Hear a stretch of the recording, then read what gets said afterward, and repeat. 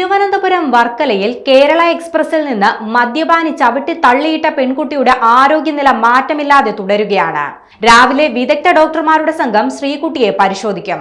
വീഴ്ചയുടെ ആഘാതത്തിൽ പെൺകുട്ടിയുടെ തലയിൽ പലയിടത്തും ചതവുകളുണ്ട്.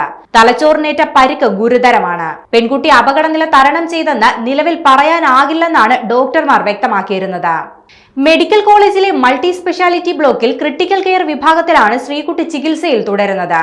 സർജറി, ന്യൂറോ ക്രിട്ടിക്കൽ കെയർ തുടങ്ങിയ വിഭാഗങ്ങളിൽപ്പെട്ട ഡോക്ടർമാർ ഉൾപ്പെട്ട വിദഗ്ധ സംഘമാണ് ചികിത്സയ്ക്ക് നേതൃത്വം നൽകുന്നത്. ചതവുകൾ സുഖപ്പെടാൻ സമയമെടുക്കുമെന്ന കാര്യം ഡോക്ടർമാർ ശ്രീകുട്ടിയുടെ കുടുംബത്തെ അറിയിച്ചിരുന്നു. അതേസമയം റിമാൻഡിൽ കഴിയുന്ന പ്രതിക്കായി പോലീസ് ഇന്ന് കസ്റ്റഡി അപേക്ഷ സമർപ്പിക്കും.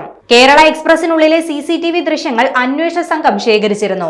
പെൺകുട്ടികളെ സുരേഷ് ആക്രമിക്കുന്നത് വ്യക്തമാക്കുന്നതാണ് ദൃശ്യങ്ങൾ.